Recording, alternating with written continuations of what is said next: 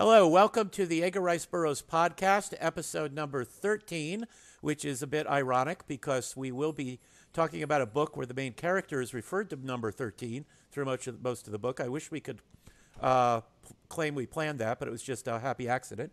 My name is Tim Deforest. I'm the author of several books about what I call pre-digital pop culture, such as pulp magazines and old-time radio and such things. And with me tonight are Jess and Scott. Why don't you guys introduce yourselves? Well, good evening and good day, everybody. My name is Jess Terrell, and you would know me from Facebook, where I am one of the administrators in the Facebook discussion group for the love of all things Edgar Rice Burroughs. Little Pop is the founder and the other administrator in the group, and we have a great time talking ERB 24/7. And I'm Scott Stewart. This week I'm a jack of all trades, but most of the time I'm ghostwriting or freelance copywriting for different firms and companies out here. Okay. And tonight we are going to talk about The Monster Men, which was first published in the pulp magazine All Story in November 1913 with the title A Man Without a Soul. It was then published as a book by McClurg in 1929. And with a really nice dust jacket design by Allen St. John. And it's been reprinted numerous times since then, including an Ace paperback in 1963 with an excellent Frank Rosetta cover, and a later edition of Ace that had a really nice Boris Vallejo cover on it. And it is not, I think, even among Edgar Rice Burroughs fans, this is not necessarily one of his best-known books. It is his kind of like foray into horror fiction. I think we can fairly say that, don't you guys think? Yes, horror fiction. That would be the category. Yep. Although it works just as well as an adventure story, it might even be worth discussing whether it comes out more of as an adventure story as or a horror story. But it is just a very good book. I had not read it in decades since before we decided to do it on the podcast, and I very much enjoyed revisiting it. And so what we're going to do tonight is first, I'm going to say that a large part of the book is the main character wondering whether or not he has a soul because he believes he was created in a laboratory, and what the nature of a soul is. So we want just to put a little disclaimer here that at the end of the podcast, we're going to be talking about the ethical issues and the nature of the soul brought up in this book. But we are not trying to apply that to any real-life religious beliefs. And we are showing no respect, I just said. No disrespect to anybody's religious beliefs at all. I myself is an evangelical Christian, and I don't think anything we're doing here, talking about here, is at all offensive to my beliefs. It just makes interesting ethical and philosophical discussions. Anything else you guys want to add about this book before we get into the chapter summaries? No, not at the moment, but I do have plenty of things to say later on. Okay. Okay. Well, Jess, you were going to do a summary of the first 6 chapters out for us. Yes, I am, and my summaries are not known to be very short. They're always insightful, though. Yes. Well, thank you very much. So I better get underway here. Chapter 1 is entitled The Rift. In the opening paragraphs of Monster Man, we find Professor Maxson destroying evidence. So he's guilty. He looks guilty from the first paragraph almost. Mm-hmm. So like Dr. Frankenstein, Dr. Moreau, or Rastavis, Professor Arthur Maxson is seeking to create the perfect human being.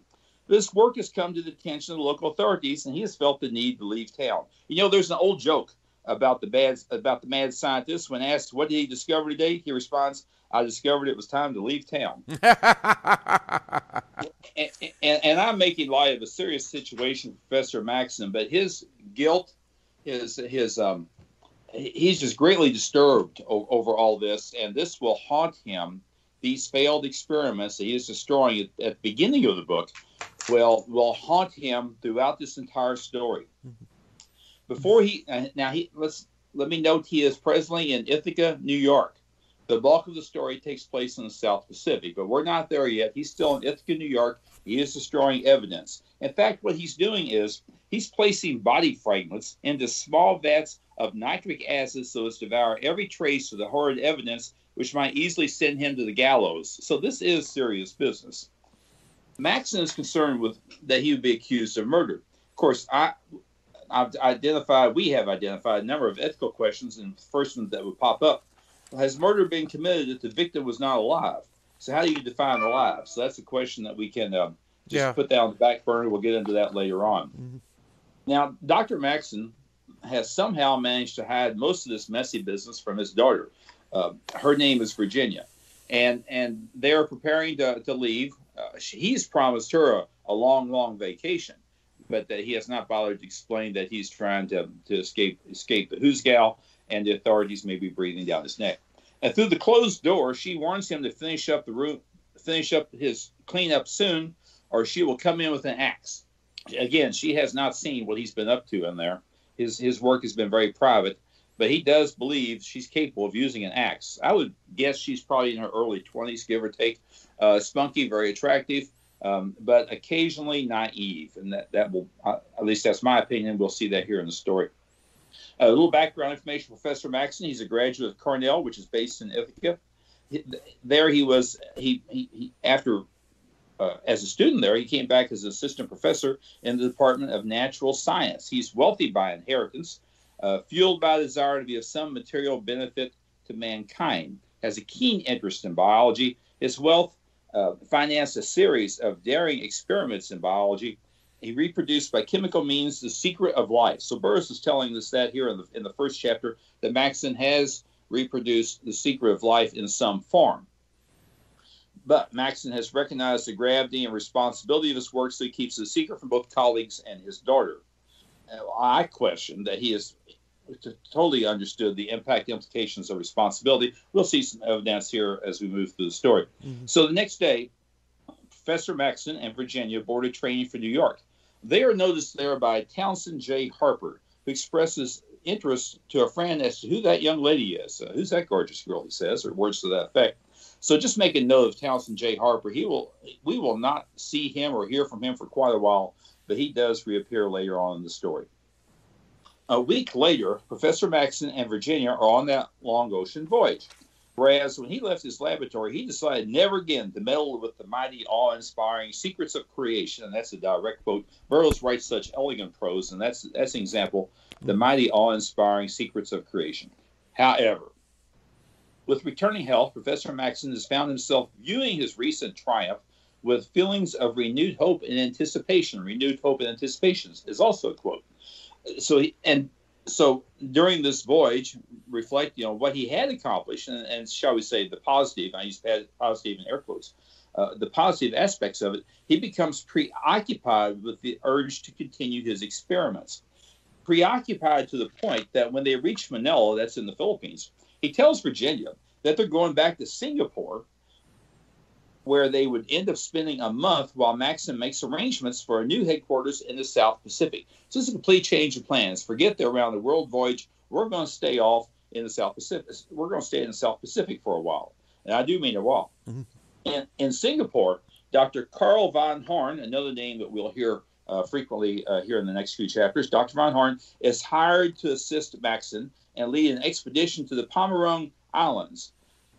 They chartered the yacht Ithaca under command of von Horn. Now, note that the yacht is named Ithaca, named after the city in New York State where they came from. So that's potentially confusing. Just recognize now we're talking about a boat and not a city. It's Dr. von Horn, not Professor Maxson, but Dr. von Horn, who tells Virginia that they are moving to the Pomerong Islands for possibly 2 or 3 years. So as you can see here, a breakdown in communications between Dr. Maxson and his Professor Maxson and his daughter. And this continues here for the next few chapters. Also about von Horn, a little background info, he was a member of the United States Navy, and just keep that in mind too, because that fact will come back to revisit this later on. I hope y'all are taking notes. I need to point out, and this is a favorite story of mine, that there are several subplots going on here, lots of drama. Mm-hmm. So every little tidbit is valuable.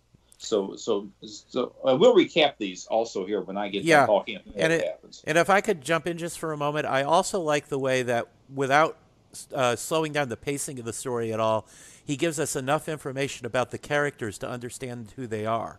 You know, we get hints that Von Horn is less than ethical right from the start, and the indications in that first part set in the city of Ithaca that indicate that Professor Maxson had a healthy father-daughter relationship with Virginia means we know later on when he's gone a little nuts that he's not just an evil person, that he's just gone off his rocker, and that if he can be brought back to normal, he'll treat his daughter right again.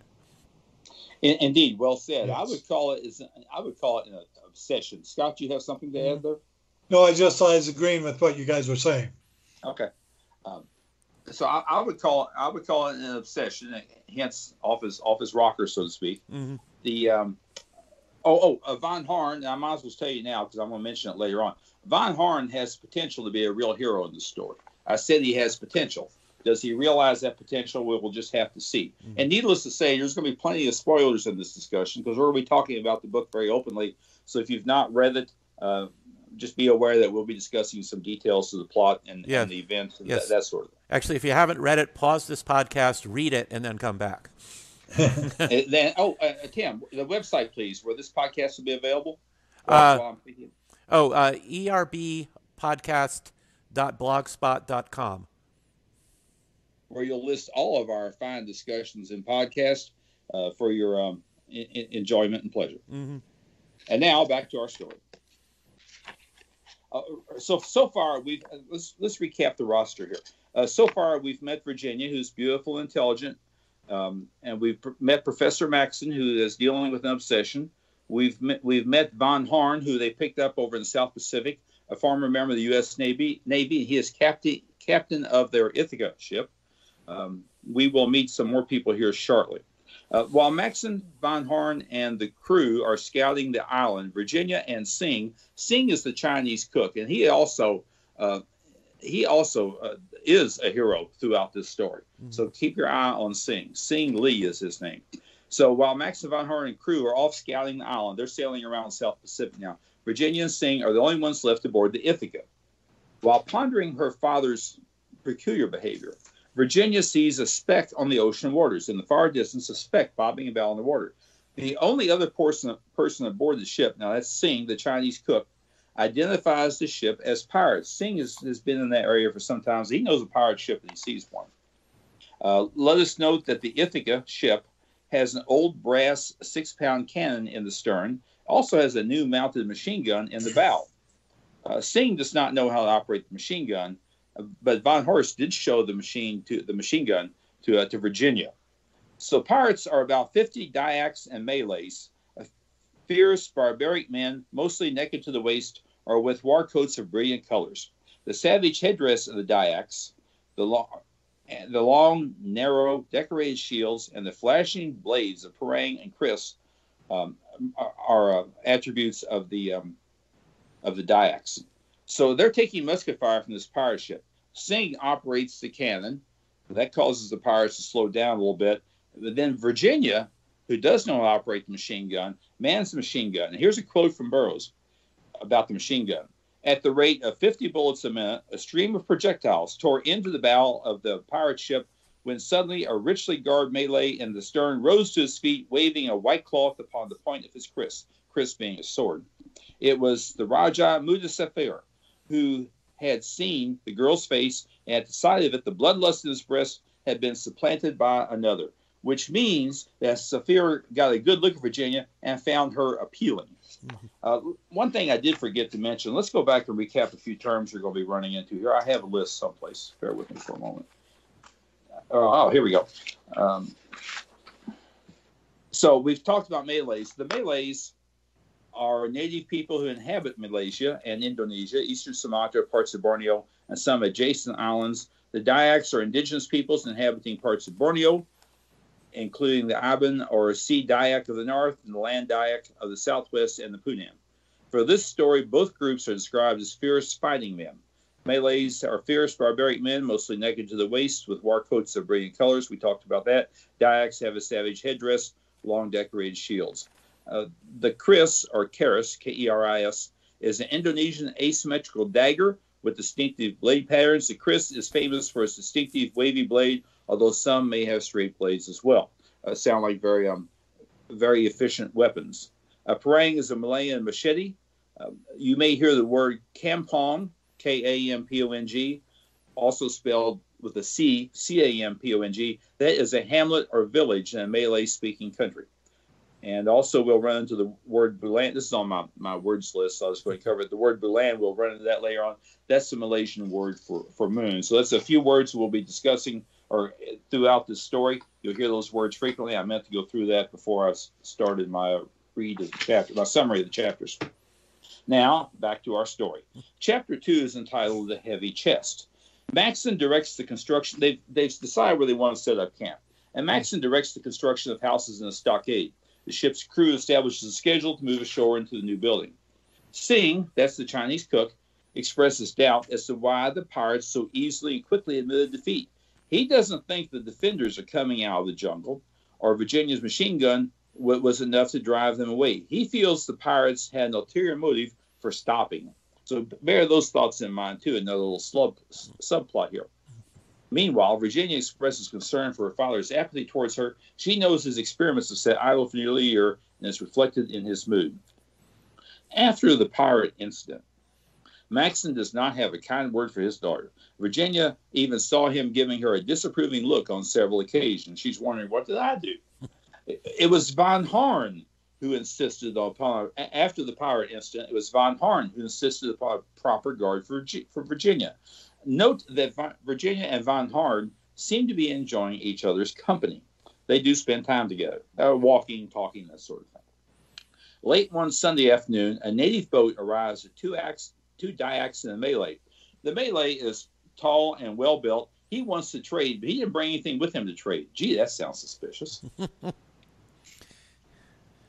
Singh, the Chinese cook, saw a look of recognition pass between the first mate. Oh, the first mate of the ship is named Buddha Dreen.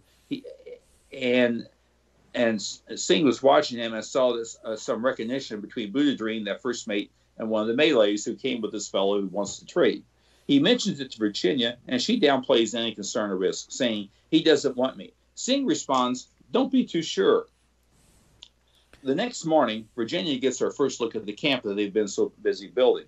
So imagine this map, if you will. In the clearing is a palisade divided into three parts. On the north side is a house for she and her father Von Horn, and the kitchen and a dining area for Singh.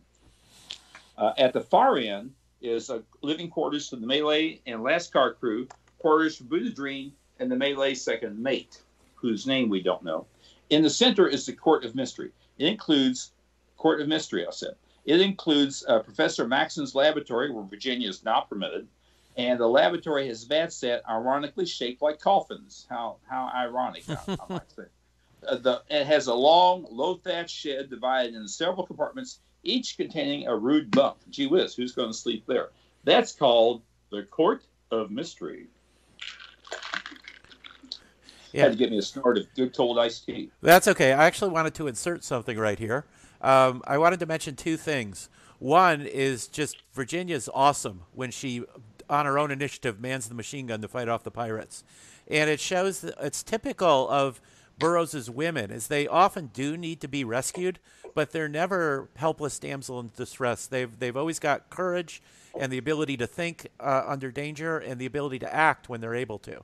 And Virginia is typical of that, which is why one of the reasons she's such a great character. The other thing I wanted to mention is the expertise with which Burroughs is introducing all these characters, because there are a lot of characters, and they're going to spend a lot of the novel in sometimes in alliance, sometimes at cross purposes, sometimes double crossing each other. But Burroughs just uses all of that to build tension and excitement, and it never becomes confusing for us as a reader to follow what's going on.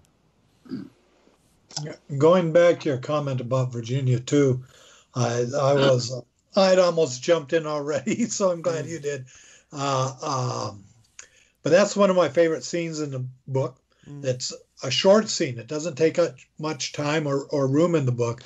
But again, she's like, okay, I was showing a little bit about the machine gun. She doesn't jump in there and automatically become Superwoman, know how to do everything with a machine gun, but she isn't going to retreat. She's going to be part of the fight.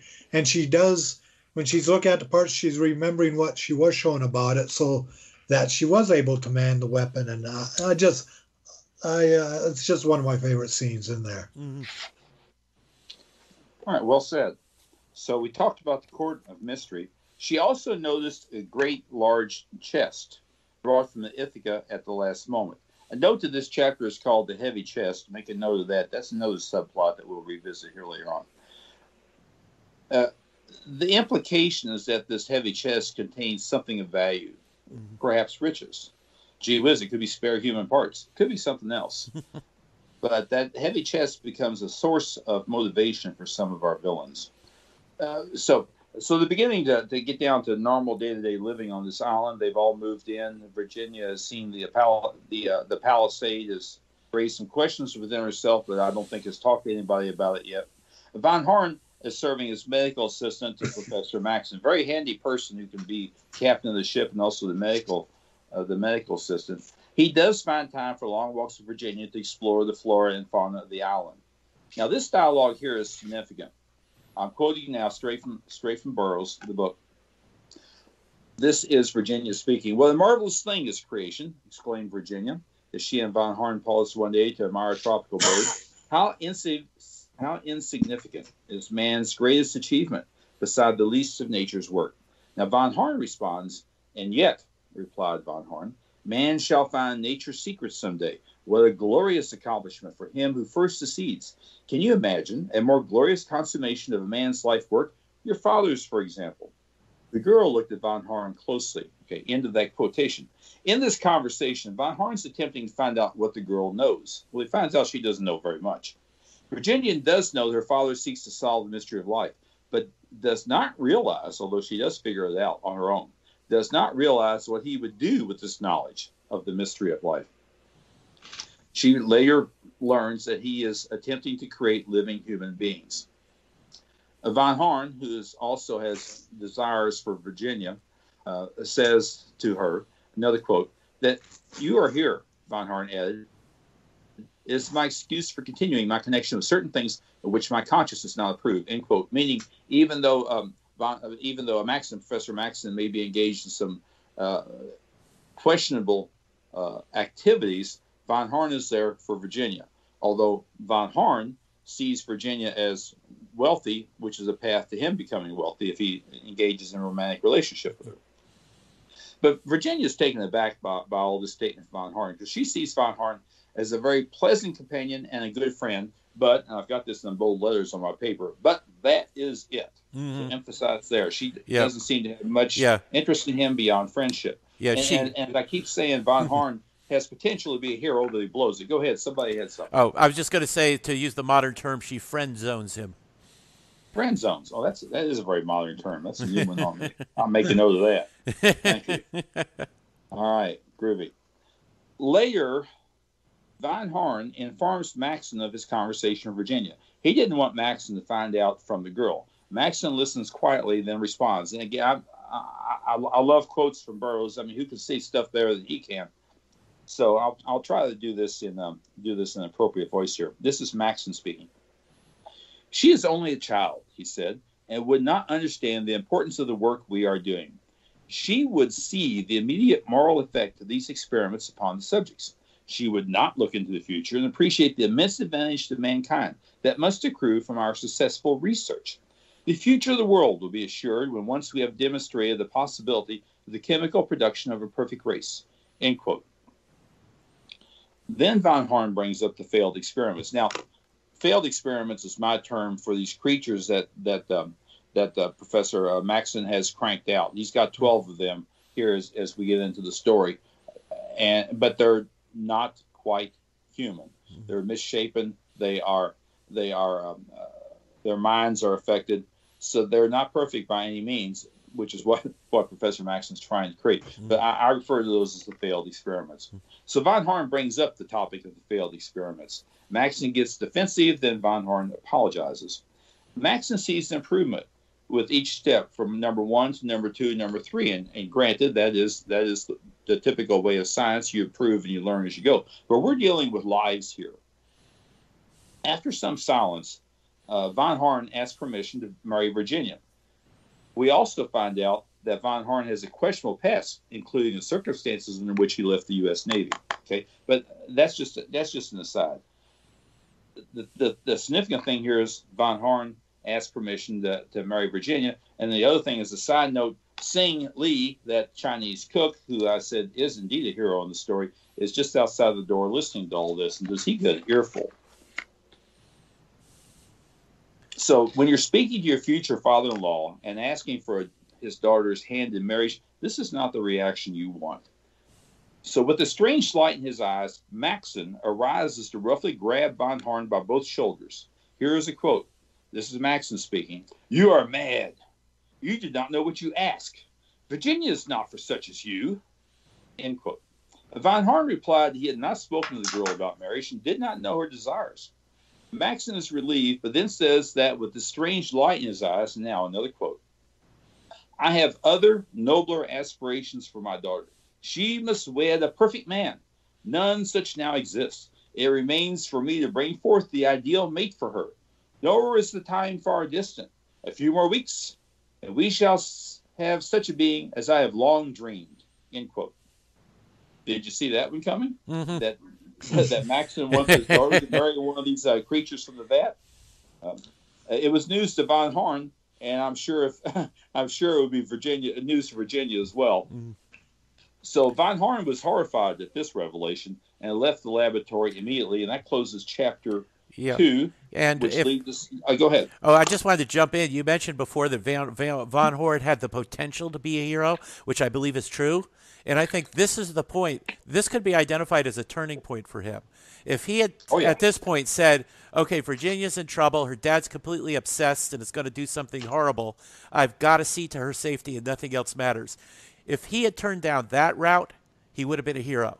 But he couldn't get away from his self-serving, I want to do what's best for me attitude. And that's what dooms him in the end. This I believe, was his crossroads, where he could have walked away from his shady past and done the right thing. Well said. Very well said. And I agree with you. It's a significant turning point for Von Horn. He hits another one here shortly, but it's more of the same. But whereas he loses his any respect, friendship, affection, perhaps, for Professor Maxson, he recognizes that Maxson's on a path that really Von Horn wants nothing to do with. I'll give him credit for that. Maxson's experiments continue. We are in chapter 3 now. Just entering chapter 3. It's entitled Beauty and the Beast. How appropriate. Maxson's experiments continue over the next couple weeks.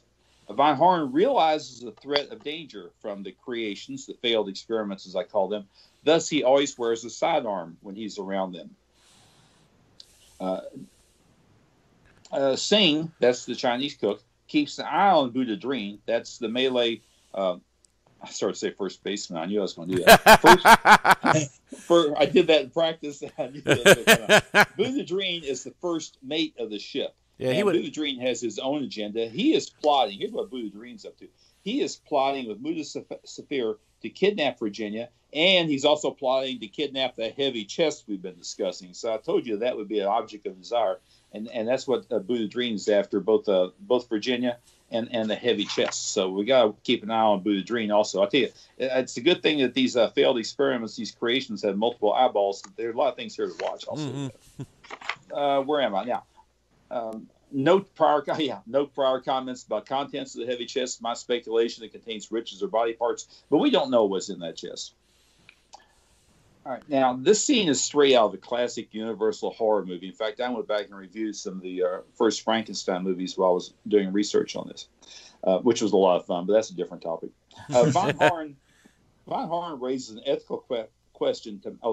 This is my favorite passage because I've discussed this in my Facebook group before. Von Horn raises an ethical question to Professor Maxson. The question is, does the creator Maxson have responsibilities for his failed experiments? There's 12 of these creatures out there that he's created living in that bunkhouse. And they have, they're not mentally developed. They're physically deformed, although they're very strong. He got one thing right. These things are strong, but they need to be taken care of. And so, and this is an important question that Von Horn's raising. Who has responsibility for looking after these things? So I'm quoting now. Professor Maxson pondered the question for a moment, then said, this is Maxson speaking, I have given the matter but little thought. They are but the accents of my great work. It is unfortunate that they are as they are, but without them, I could never have reached the perfection I'm sure we are to find. He points over here to the vat with number 13 brewing in it. But the others, Professor, insisted Von Horn, we must decide. Already they have become a problem of no small dimensions. Von Horn describes a fight between number 5 and number 7. And finally, Von Horn restored order, but took one of the other creations, number 12, to help out, and Von Horn had to employ his bullwhip. And if you have to use a bullwhip to keep creatures in line that are supposed to be intelligent and human-like, that tells you something right there, that something's wrong. Mm-hmm. Shouldn't have to do that. I succeeded, and Von Horn does say I succeeded in separating them before either was killed. But to Von Horn's point is that these creations have need of care and direction and guidance, and keeping them cooped up is only going to cause problems. Turning them loose is going to cause problems. They are a danger. I deviated from my quote. Von Horn goes on to say the court of mystery is peopled by a dozen brutes of awful muscularity and scarcely enough brain among the dozen to equip only the 3 properly. That's Burroughs saying what I just said a moment ago. Maxson says, they are as they are. I shall do for them what I can. When I am gone, they must look to themselves. I can see no way out of it. Von Horn pleads with Maxson to destroy the experiments. Maxson shudders. He has flashbacks to destroying his experiments in Ithaca and the dangers that the local police there were that he was fearful of.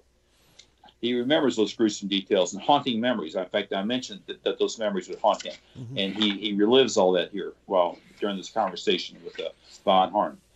He even shouts. Maxson shouts, "No, it would be murder. They are." And Von Horn responds, interrupts him. They are things. They are not human. They are not even beasts. They are terrible, soulless creatures. You have no right to permit them to live longer than substantiate your theory. None but us knows of their existence. No other need know of their passing. It must be done. They are a constant and growing menace to us all. But most of all, your daughter. A cunning look came into the professor's eyes. And Maxson had raised himself upon his toes as he reached his climax. His clenched fist was high above his head. His voice fairly thundered out the final sentence. And with the last word, he brought his fist down upon the vat before him, and his eyes blazed the light of unchained madness. Maxson pointed to the vat of number 13. Be this one what he may, he shall wed my daughter. Von Horn was a brave man, but he shuddered at the maniacal ferocity of the older man and shrank back. The futility of argument was apparent. End quote.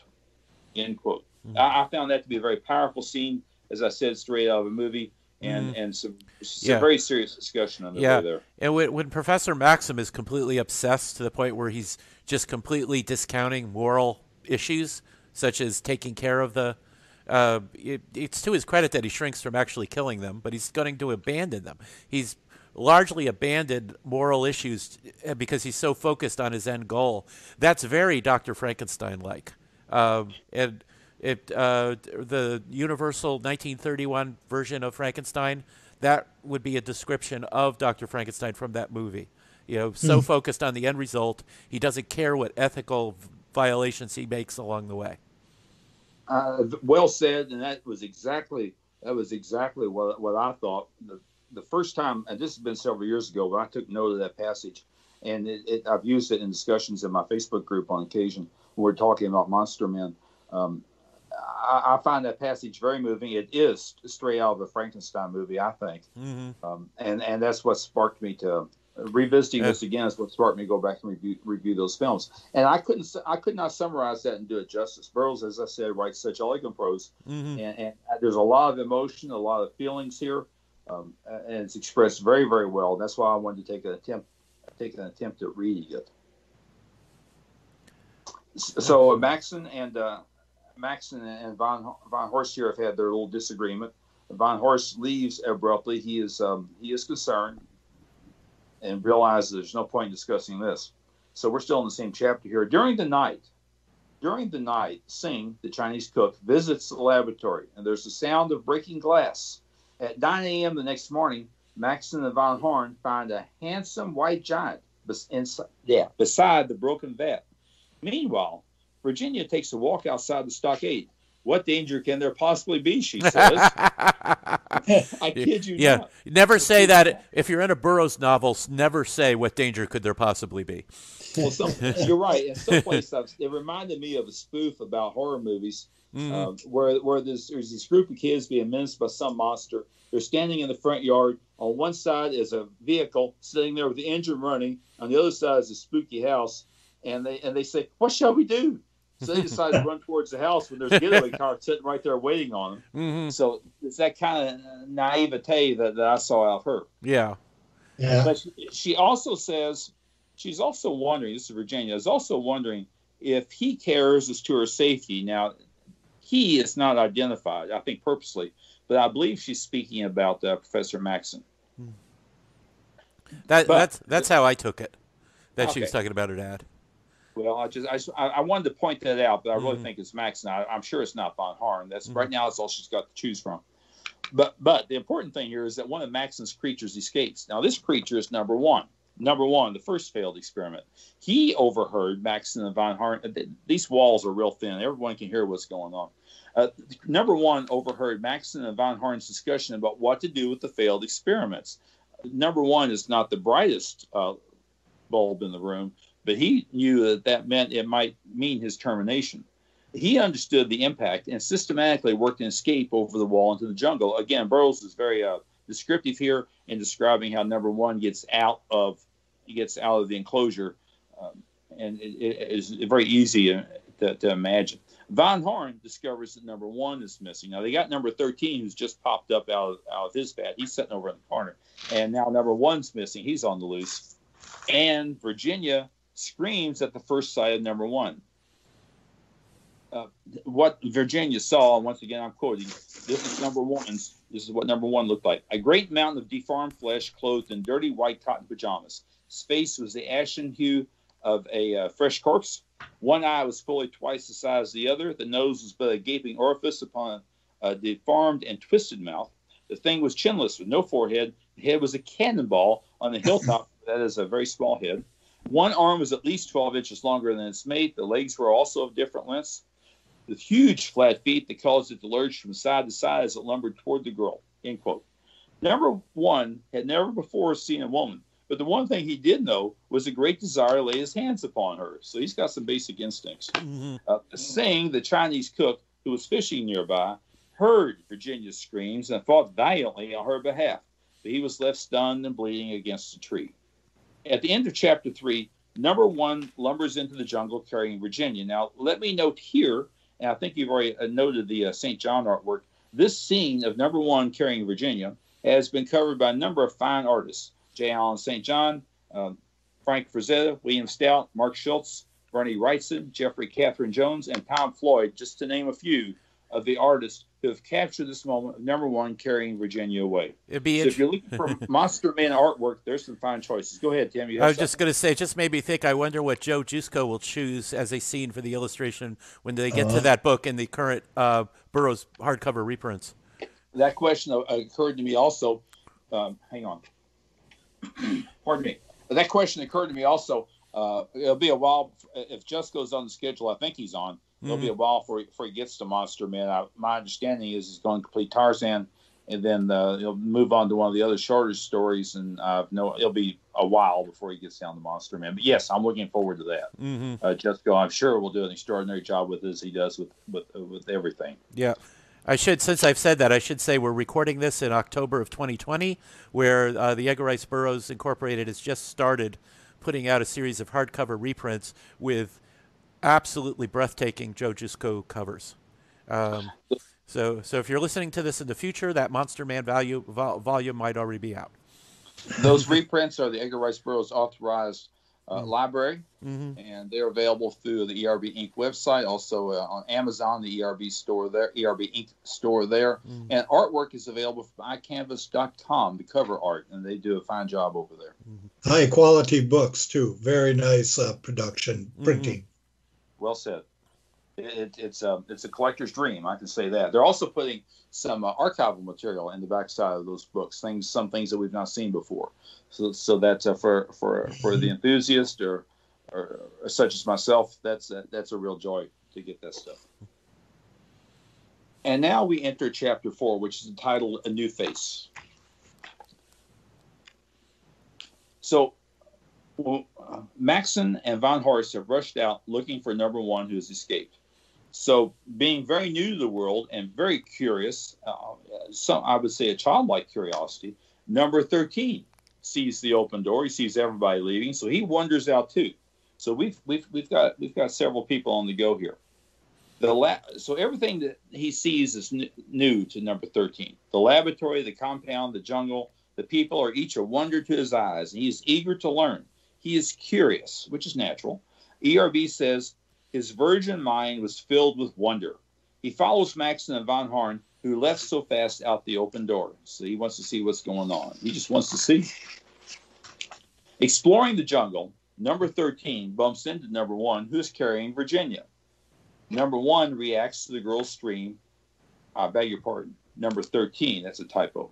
On my part, number 13 reacts to the girl's scream and moves to save her. Both number 1 and number 13 have muscles of steel. Number 13, though, has the edge in greater intelligence. A battle ensues. Number 1 dies. Number 13 wins. Virginia is rescued.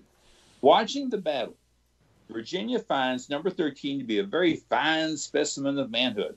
While he carries her to safety, she is caught admiring his features and feels a flush of embarrassment. Having won, number 13 did not know what to do with Virginia. He was like an adult child with the brain and brawn of a man and the ignorance and inexperience of the newborn. So Von Horn and Maxson, meanwhile, find Singh, who was hurt trying to help Virginia.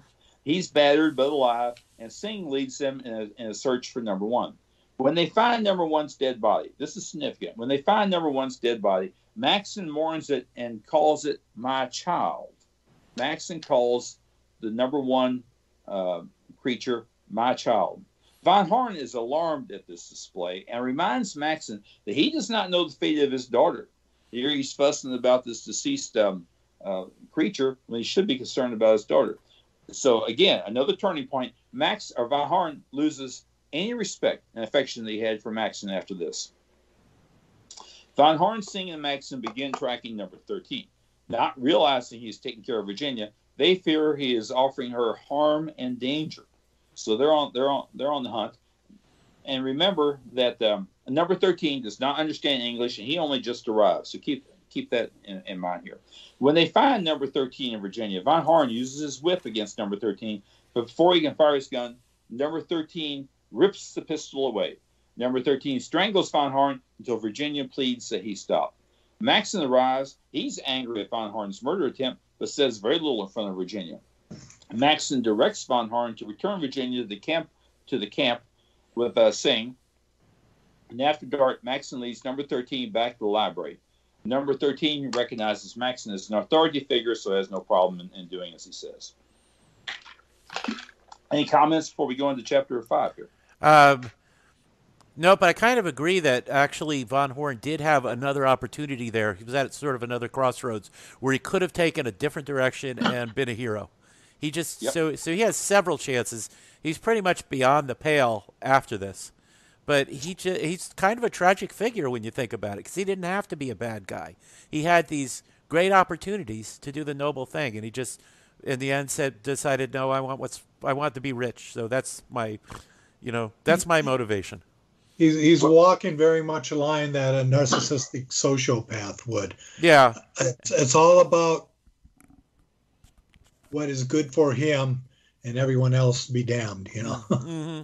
Yeah, I think that describes him perfectly. And it's really kind of sad he decided to turn away from that. Because I think as readers right now, we don't know just how rotten he's going to be.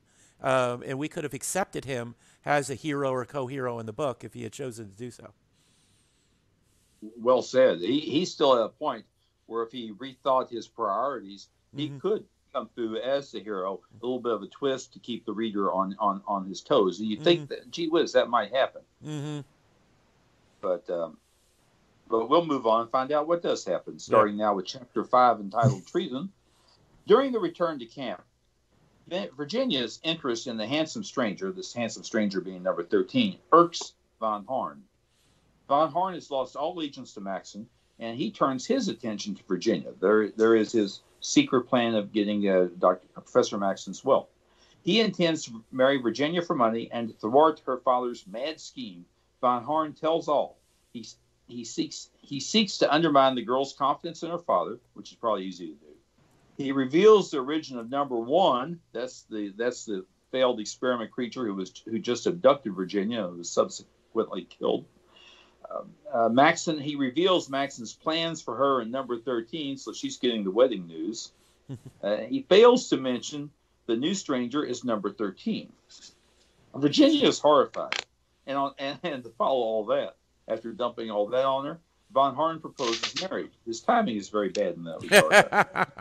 She's got enough on her mind, and he wants to get hitched. He doesn't tell her why, at least to his credit, but he wants to get married, and that's what he tells her. Maxson spends a month educating. So things settle down. Maxson spends a month educating number 13, who makes rapid progress. He develops a mastery of the English language and learns proper conduct in society. Boudadrine, that's the first mate that we mentioned earlier. He obsesses over his 2 desires, that is the heavy chest, whose contents are unknown, and Muda Saphir's a reward for the girl. But now we're going to get moving on this subplot. Boudadrine enlists several native crewmen of the Ithaca by secretly showing them the monsters in the Court of Mystery. He bores a hole in the wall so they can see the failed experiments. On top of that, he tells the crewmen that these creatures are the result of a supernatural power and that Maxson could turn them into these same kind of creatures. Maxson smooths over any hard feelings number 13 has for Von Horn, so that Von Horn can assist in number 13's training. Von Horn selects the name Jack for number 13. Let me note that it's sometimes Burroughs' habit, especially over in the Barsoom stories, to assign multiple names to his heroes. So number 13 is now called Jack, and he's not done with names yet. He'll pick up another name here after a while. The Jack doesn't last very long. In fact, I'd forgotten about it until you just mentioned it again. Right. I think maybe about a chapter is about all it lasts. That's why I wanted to mention that. But right now, today his name is Jack, in addition to number 13. I will probably call him both. But just for clarity, I hope. But Von Horn has developed his own agenda, and he's seeking number 13's help. As number 13 progresses in his training, Maxson and Von Horn discuss the next step. Maxson speaks. Here's a quote. Here's a quote. I should prefer that they made it voluntarily, replied the professor, the strange gleam leaping to his eyes at the suggestion of possible antagonism to his cherished plan. But if not, then they shall be compelled by the force of my authority. They both belong to me, body and soul. End of quote.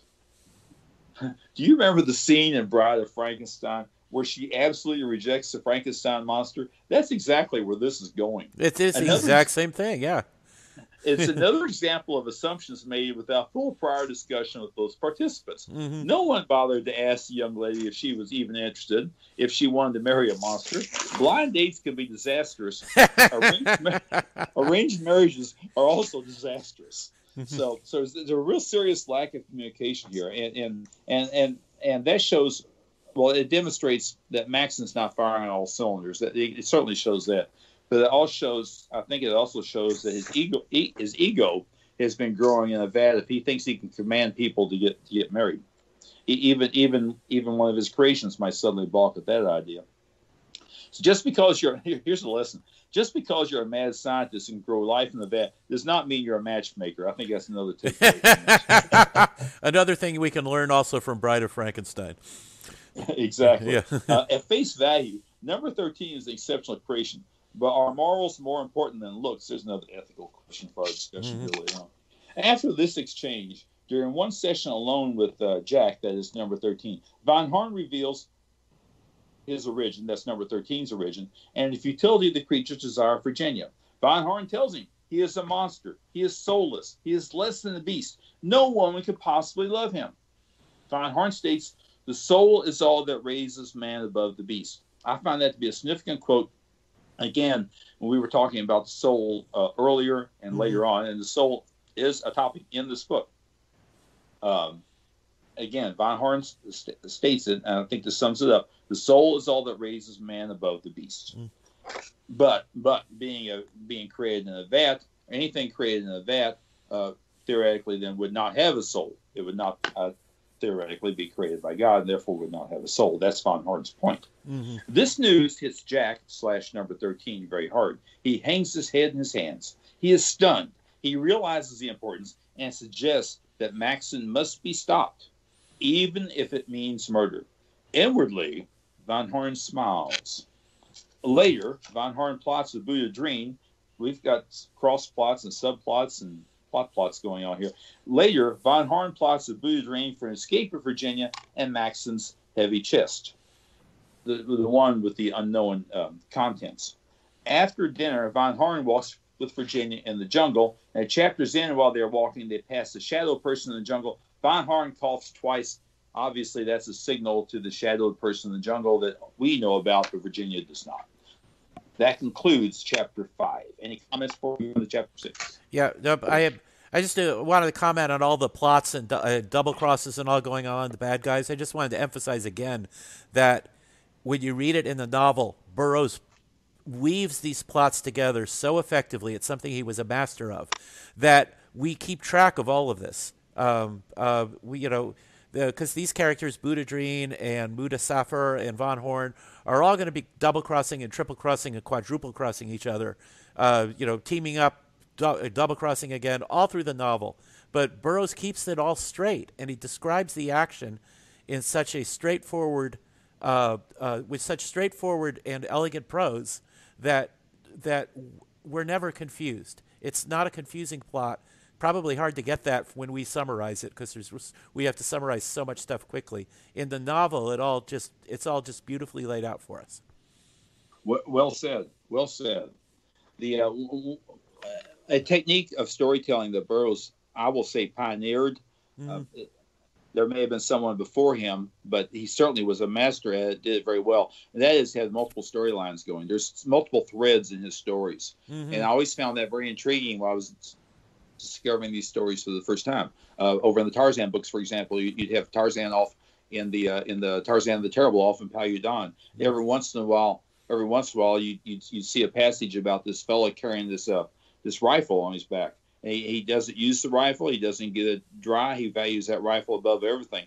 But he's on Tarzan's trail, and at the tail end, at the end of the story, that person carrying the rifle plays a very significant part, but you're left to wonder who that is. So that's a subplot going on during Tarzan the Terrible. There's several other examples. Here, we've got subplots after subplots. And it was a joy for me to revisit this, because it keeps you on your toes. You got every word in a story, this should always, especially in a short story, but in a novel, I think this should also be true too.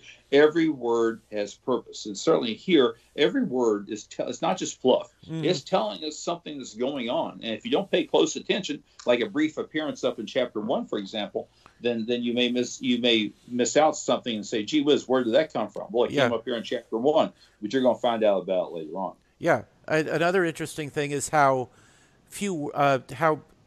with all that's going on, this is still a relatively short novel by modern standards. It's what, 110, 120 pages in paperback.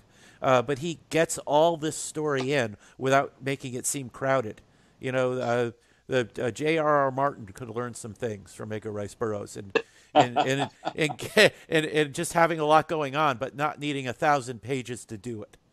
So. I just realized that my summary, which is just now entering chapter 6, probably takes longer than the reading the entire book. Which doesn't say much for my ability to summarize, but I'm certainly having fun. I hope you and our listeners at home are having fun as well. So moving on here, in the interest of time, chapter 6, which is entitled "To Kill," of all things, "To Kill," chapter 6. Growing weary with Buddha Dream's delay in delivering the girl, Muda Safar leads 500 fierce Dyaks to the island, landing a quarter mile from the Maxson camp. Meanwhile, Buddha Dream and 6 savage Lascars watch von Horn and Virginia leave the camp. Number 13, during all of this, is confused and angry, so he goes to confront and kill Maxson. who is not in his quarters. So he doesn't succeed in that attempt because Maxson is not where he's supposed to be. Boudreaux and company enter the laboratory and remove the heavy chest into the jungle. So the heavy chest is on the move. Boudreaux's on the move. Boudreaux has no intent to kill Professor Maxson because he is fearful of the long arm of the law. He's using his head in that regard.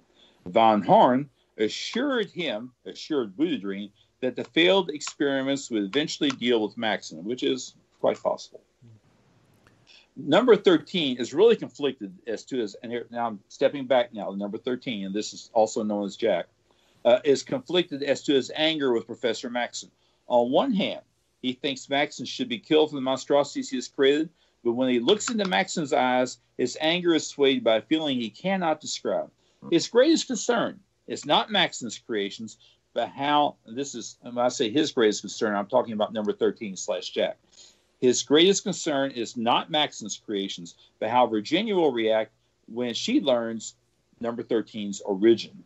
Number 13 is trouble as to what he should do. So he's wrestling with things here. He feels something needs to be done, but he's got a lot on his mind. I tell you, for someone who just arrived, he's got a lot on his mind. Boudreaux and one other escape a confrontation with the deadly pirates, though the compound itself is also attacked. Singh and Maxson are defended by number 13. Mudasafir takes the heavy chest. He plans to return for Virginia. Attending to the wounded Maxson, number 13 and Singh hear a commotion emanating from the workshop. And that concludes chapter 6. Yeah, and I think this is probably the point where a lot of the characters start to separate and really have their own storylines. And where I think the excitement of the book really amps up because it's just going to be one cliffhanger after another. Has all these characters work at often cross purposes to each other. True. Excuse me. Let me recap the subplots. I've got a list here. I fear it's not complete, but here's what's on my list, if I may. These are subplots at the end of chapter 6, sort of our scorecard. So we know Professor Maxson is attempting to create life from gook and vats. Gook is my all-purpose word for stuff like this. Gook. He's attempting to create life from gook and vats. Maxson's assistant Von Horn has become alarmed with Professor Maxson's obsession and direction. Professor Maxson wants his daughter to marry his 13th creation, and that's a questionable relationship for several reasons. One, no one bothered to tell her, and two, 13th creation was man-made and therefore may not have a soul. Professor Maxson has produced 12 failed experiments, all misshapen, all of limited mind, all very strong, and gee whiz, who's responsible for their care and feeding? Well, Maxson wants nothing to do with it. He doesn't recognize that responsibility. One of those failed experiments, that would be number 1, has already threatened Virginia, and she was saved by number 13. We saw that happen. That failed experiment, number 1, was killed in the process. Number 13 is the only near perfect, and my word is near perfect. That's the word I'm using. But shall we say he's the best created creation to emerge from a vat. Boudreaux, that's the first mate, not the first baseman, as we've established. Boudreaux has 2 desires, the heavy trunk and Mudasafir's reward for the girl. Virginia can handle a machine gun. We know that, but she's otherwise naive and sometimes without a clue. We talked about her seeking her opinion on whether or not she should get married, and particularly to whom it should be. And there's probably 2 or 3 other things here that I haven't mentioned. That's some of what's going on. Now I can hand it over to you all. Okay, yeah, because I'm going to do the next few chapters. And chapter 7 is called The Bullwhip, and which is kind of an ironic title. I'll explain why I think that in a moment. But, Von Horn, while all this is going on, is still trying to get Virginia to leave the island and marry him. He's very persistent because she's got money, and he doesn't want to give that up. She just says she doesn't love him. But Von Horn finds out that his plans with Boudreaux have gone awry. He separates from Virginia, and Virginia is then tricked by Boudreaux to go aboard the Ithaca, where she's locked below decks by the bad guys. So, yeah, she is capable and quick thinking and brave, but she can be naive sometimes. Von Horn, in the meantime, sees number 13 tending Maxson, and determined to see both of them dead, he releases the other 11 creations. Sing Lee warns number 13 about the monsters, and this is where number 13 uses Von Horn's spare bullwhip to control them. And I think that's ironic because we looked, because it's Von Horn using the bullwhip to control them was actually kind of a ruthless thing to do. Number 13's not ruthless at all. We know that he does have a growing moral sense, but he's stuck using the same tactics Von Horn did to control these guys because he needs to protect Maxim, and then later on he needs the monster's help in saving Virginia. So it's kind of probably the first ethical dilemma in his life is that he's got to actually use this bullwhip thing to control the monsters. Burroughs really doesn't make a big deal of that. It's just something that occurred to me when I was reading it. And Maxim regains consciousness, and he apparently has the wound has brought him out of his obsession. He realizes the things he's been doing, but his reaction to that is to disown number 13 and banish him. That covers chapter 7. Anything you guys want to say about that before we go on? I would say, if I may, regarding the bullwhip, I think your point is very good. I liken that, first of all, using a bullwhip against living creatures is wrong. Yeah. But I would liken the situation to number 13 being a child, in effect, mind-wise, that is. And not having had anyone tell him anything, not having anybody teach him to guide him on ethics and morals and what's right and what's wrong, which is some of the same things that I think the young Tarzan, for example, some of his behavior might be explained the same way because he didn't have a human to guide him. Kala did the best she could, but she didn't know what humans' morals were. I actually talk about that quite a bit in the mini podcasts I'm doing, analyzing Tarzan one chapter by chapter. His lack of moral guidance left him with some moral growth that he still needed while he was still living in the jungle. Yeah, exactly. Which he gained later on, but it was a learning process for him, and I think that's where number 13, Jack, is at this moment. Maybe it was just an item of last resort. He'd seen it used previously, and it may have been the lesser of two evils in that situation, possibly. That doesn't make it right, but that might have been what went through his head. And I also think could be very much along the lines you were saying there. It's a, if you want to call it maybe a growth in problem solving. He saw it being used before, and there's no way with his bare hands he can do anything to really intimidate the other monster men. So if he continues to use that, he's taking the experience he watched and then applying it in his own way. Yeah, which is an interesting parallel to Tarzan, who Yes. began to rise himself above the apes when he used first the knife and then learned how to use a grass rope. Or I think it may have been the other way around. And then later on learned to use bows and arrows and a spear from observing the natives. So his problem solving and his ability to use tools is what lifts him up towards humanity, just like Tarzan. So, and chapter 13, or chapter 8 rather, is called The Soul of Number 13, where as part of this, he's contemplating the meaning of soul. And this is something he does several more times. He's told he doesn't have a soul, and he first accepts that. But he also wants to help Virginia and gradually realizes he's in love with her. And can that love give him a soul? This is the sort of thing we're going to be talking about more in depth after we do the summary.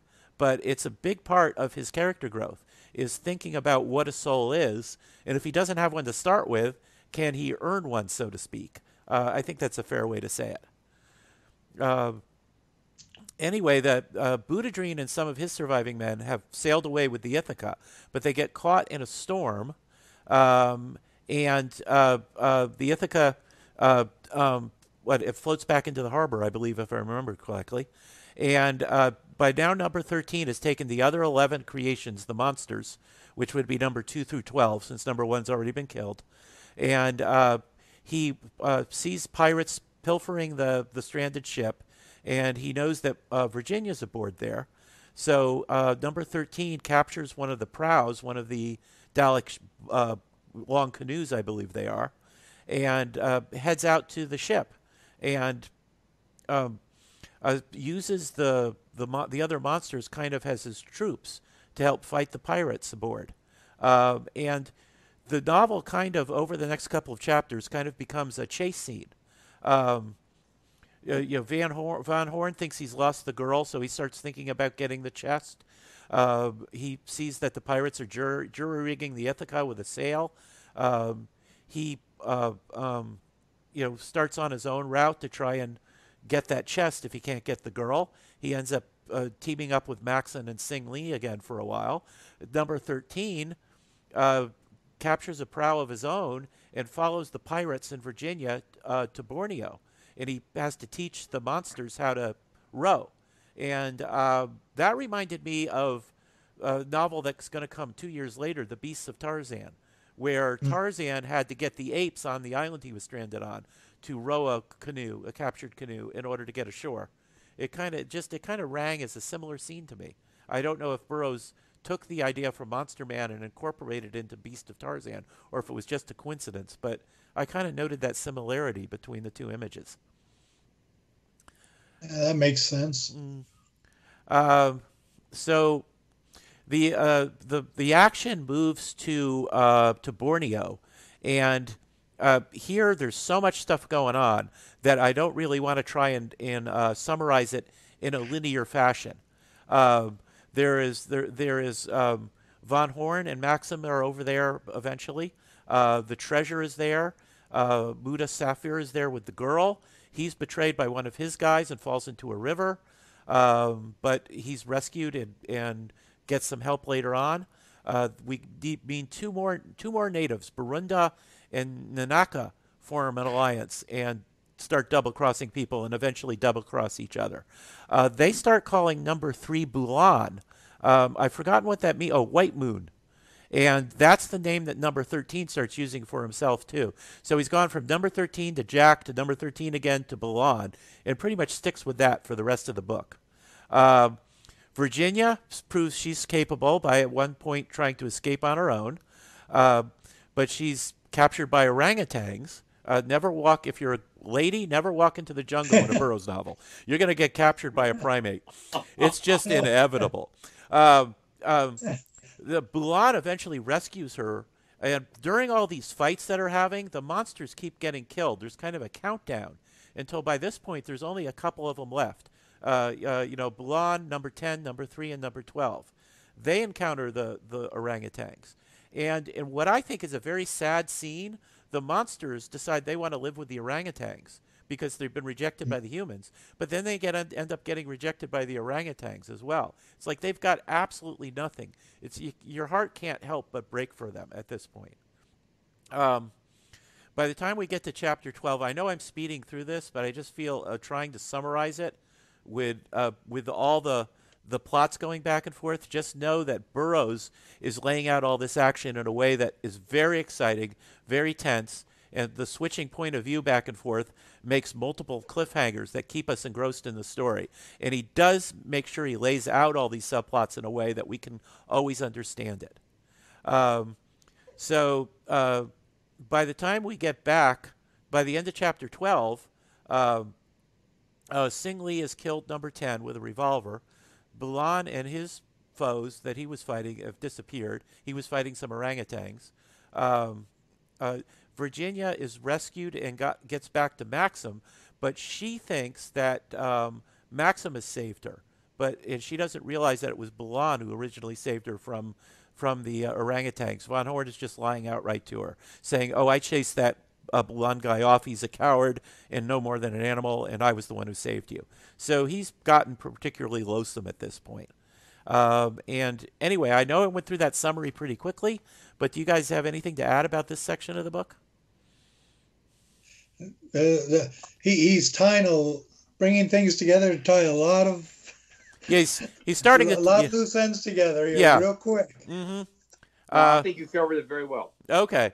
And yeah, he is starting to tie all the subplots together, because, it's the chapters you're going to cover, Scott. But the bad guys are going to start murdering each other soon, so the number of characters is going to start dropping quite a bit.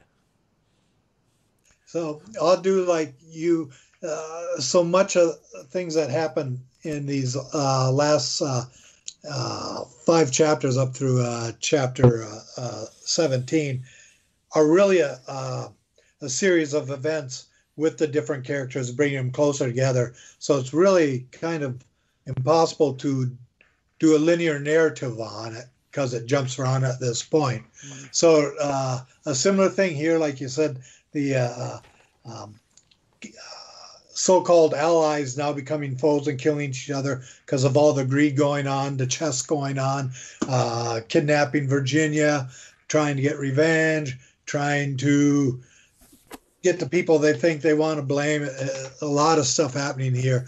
And the chapter 13 does kick off with the murder of Buranda by Nananka, who in the last chapter or two have been so-called buddies working together like that. And those who do survive under Nanaka find a place to bury the chest. Again, that fabled heavy chest. What is in it? Well, they open it up or knock the lock off. But anyway, they bury that. As you said, Mulan also was fighting with the orangutans, or I know it's got kind of the double name there. That the other monster men had gotten to fight with, and but he was in a separate fight, and he wakes up here and starts to recover, and ends up running into number 3 and 12, and convincing them to be with him so they can continue on. He still wants to see like Virginia, or he's still working on how is he part of all this, and what can he do to, if you want to call it, maybe fix it, or at least be safe and keep others safe who he knows about. And so they end up working together, and they do see Nananka burying the chest, but they don't jump in and grab them. Instead, they stay back, and number 13, or Buranda, or not Buranda, I'm sorry, Mulan, wants to stay back and doesn't want to give away this is knowledge he's learning about, maybe keeping stuff instead of being immediately responsive to something, maybe hold back and see how he's able to use this information. Also, in the course of time, Van Horn comes by and sees the burial of the chest. And he got there after encountering a couple other warriors who had been in, like, if you want to call it, a longhouse or river house with Mutasafar and his compatriots, if you want to call them that, there. So he has convinced these two that he is good for them and to help them down the river. And then he, after seeing the chest, he kills them. There were two of them that were Dayaks. Every time I see Dayaks during the book, I kept saying Daleks, and I said, no, this isn't Doctor Who. That would have made it a completely different story. So it could have been a very interesting one. I mean, it was anyway, but yeah, so I still, it just keeps running through my head. And then it basically moves on over into the next chapter, which is called Man or Monster. And again, you have Mutasafar, and you've got the village chief and other people like that talking about grouping together and hunting down the people like Sing Lee, who they got problems with, and Van Horn, and Maxson being the one who's like the chief who brought them all there in the first place. And so he provides some help along with that spot too. And then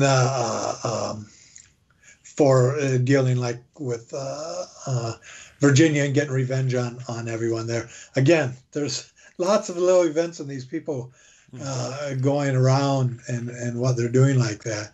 During this time, while they're looking, then Bulan happens to see a group of people walking through the forest and then recognizes Virginia as their captive there. So he waits to the opportune time to come out and help her escape. And so he's fighting in the area where she's at to get her away from captors. And the other two monster men are doing another section of the groups there to try and get them involved in a fight. And they get killed in the course of that, but he gets Virginia and they take off and they go through this like canyon and get up to the top, and they're being chased. He gets on top of there. He starts throwing these boulders, these rocks, stuff down. I think the term missiles used sometimes. He launched the missiles down on them, and it stops them being chased by so much. And they finally turn tail and they're safe on top of that area.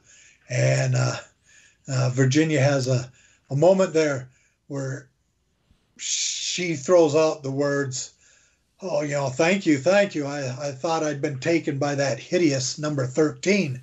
And Bulan's standing there having his heart like broken. Yeah. Because she doesn't know who he really is. And then when you get in the next chapter, he then tells that he calls himself Bulan.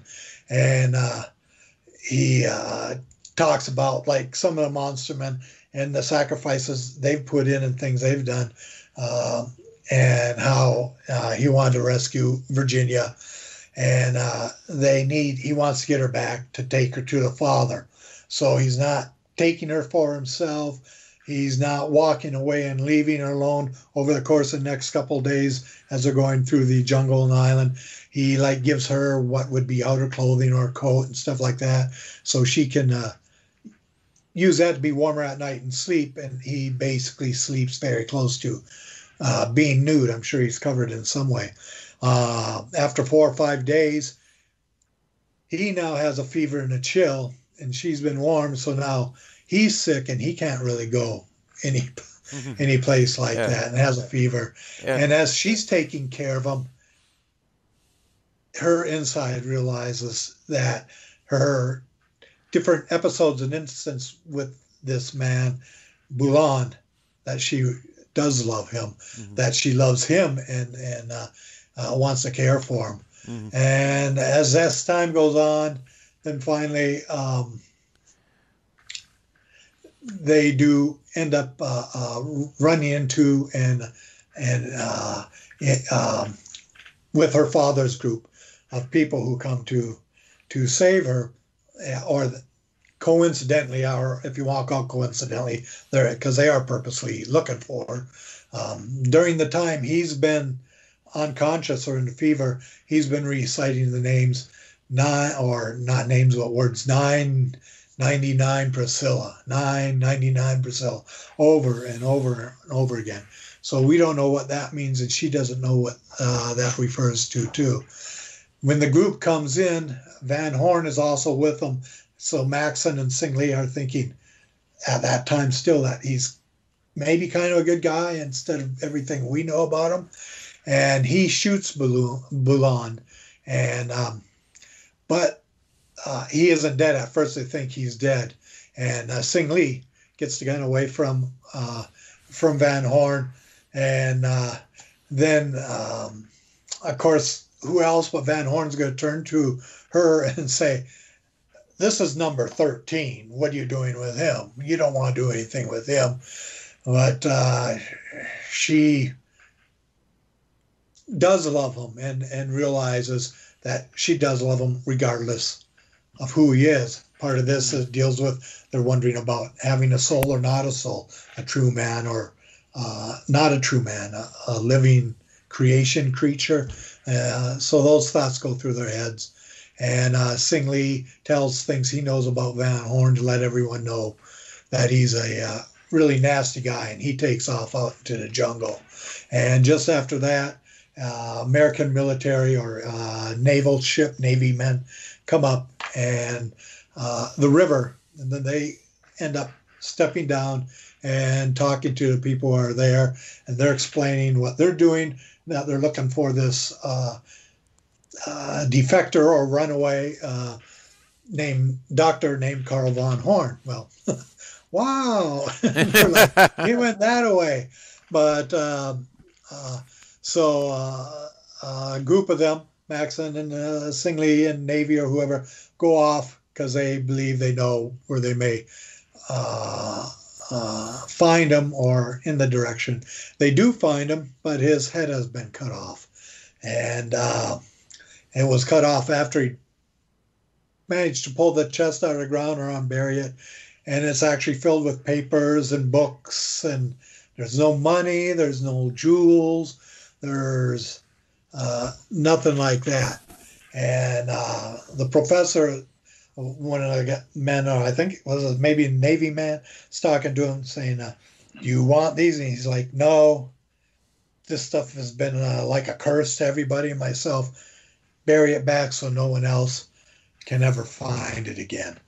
And they go back. They don't mention what Maxson does, the professor. I believe he goes on the ship because his daughter goes back on the ship and Bulan goes on the ship, and they're going to go back, I assume, to America. And so those who want to go back, I also believe, are on the ship instead of staying on that island. But he never specifies that. He only talks about Bulan and Virginia being on the boat, on the ship there. It's called the New Mexico. And while they're talking, she mentions when he was sick that while he was in a fever and delirious, he kept saying, 999 Priscilla, 999 Priscilla. And all of a sudden, just like that, must be something in the water, his memory returns. And he says, that's the address where my father lives. And my name's actually Townsend J. Harper Jr. And his dad is a very well-known benefactor and owner or businessman, inventor type thing. And she knows recognizes his name. And wouldn't you know that he's wealthy and unmarried, because she's worried he might be married if they ever knew or who he was. And he's in love with her and she's in love with him. Doesn't have to worry about, is he a man or not a man? Did he grow out of a vat or, born normally? Obviously, he's a real human. So it's like everything's good. They're in love and the sun sets, and that's the end of the story. Yeah. So we get some of that convenience there. It takes care of the idea of you want to call it the ethics or morality of the situation. He remembers who he is, so she's good. The answers come just a little. I'd like to have seen this chapter going over 2, 3, or 4 more chapters and extending it, because it seemed to come on way too quick. Earlier, it felt like his narrative and writing was a little slower. Although they did cross the ocean, get to island fairly fast. But the last couple chapters here bring a whole lot of things to an end. Just like that. And now that we're talking about it, I think it's time to write a sequel where someone goes back and finds that treasure chest and gets all those notes and papers. Anyway, so that brings us to the end of the happy ending of the book. What I'd like to add is that last stand fight of Bulan against the Dayaks, where he was throwing the rocks at him like missiles. That's an incredible fight scene. That's one of Burroughs' best fight scenes. It's just really exciting. And I think he designed it so when the last 2 monsters, number 12 and number 3, died in that fight, we really felt some loss on that. I think he had humanized them sufficiently by that point to where we, just as Bulan did, we regretted their loss. I will also say it's important that it turns out, Sing Lee explains in chapter 16 that he had found this amnesic man on a lifeboat and swapped him off for the creature in the vat. So Sing Lee knew all the time that he was a real guy, but Virginia confesses her love for him even when she thinks he stole a created monster, and that's important. I think It's not, oh, thank God he's not a monster, I can love him. It's, I love him no matter what. I love him for who he Yeah. is now, and that was And that was important. yeah, and Sing Lia, again, he seems like he's a Chinese cook on this thing, and you're thinking he's more of a minor character, but he's very influential in what's happening with the story. And you're right, I forgot to mention from earlier or that he reveals that he found, I had found him unconscious in a boat and saved him, and got rid of the number 13 and put him by bats so they would think here was the number 13 as a good, pretty healthy man. Do we ever find out what happened to the actual number 13? I mean, was it dead, or is it wandering around that original island, or what? That question is addressed in some of the American mythology comics, which I am behind in reading because the lockdown got me behind in comics. So I have not read those yet. I'm looking forward to it. Okay. Well, that's a topic I was going to bring up. I will say that they worked very hard to keep their stories in tune and consistent with Burroughs' canon. So they took that very question you just posed and addressed it. They have issued 2 comics on that topic, and they have 2 more planned, as I understand this. So I would recommend taking a look at those comics from American mythology. Okay. They put out a really nice product. I don't have everything they've done, but I live in a small Northwoods town, so I have to order or go to the city to find them. But I do have stuff by American mythology, and I like their material. I like their production, their values and quality. I've been enjoying their Venus book, which I signed up for before the lockdown, and I'm just, because of the lockdown, I'm behind in picking stuff up, so I have not yet read the Monster Man comic. I'm really looking forward to it. Well, I would suggest the digital editions that way they're delivered to you electronically pretty quick. Yeah, and I think I may do that. I like to support my brick and mortar store, though. I know. But there's something that a Edgar Rice Burroughs fan named Joe Nash shared on your Facebook site about his opinion of the ending. So I want to read this to you and get your reaction from it. So this is a quote from Joe Nash. We're using it with his permission. I thought the idea of a scientist creating a perfect man to marry his only daughter was intriguing, but I thought the ending where the monster man turned out to be some handsome guy who followed her to Indonesia from the USA who was suffering from amnesia was a complete cop-out. ERB should have stuck with the original inputs of having it be the product of cloning, but she still loved him anyway. So do you guys agree with that at all or disagree? I think there's a lot of value in that because I think it's wrapped up just a little too neatly, and I think there's a lot of areas. I liked Monster Man. I think a few months back when I threw that out as a book we should discuss. It had been years since I'd read it too, and I think what nostalgically in my heart was not just that it was this kind of Monster Man horror story that ERB wrote besides doing Venus and Tarzan and John Carter and other ones. But this time reading through, a little bit of me felt a little emptiness because I think my heart was thinking of the potential that this could be. Because in some ways I feel some things are shorted a little bit. And you know, if he'd gone that route, the less mainstream happy ending route, that could have opened doors for some interesting discussion. But again, we are talking about pulp fiction. The guy's going to buy it off the rack, read it over the weekend, and pass it along to a friend. So. Well, I think the question of morals and ethics comes into play here to address Joe's point. And that certainly when the story was written, a creature, a creation, man-made, presumably without a soul, would not have been accepted by the public. For someone to accept that as a husband.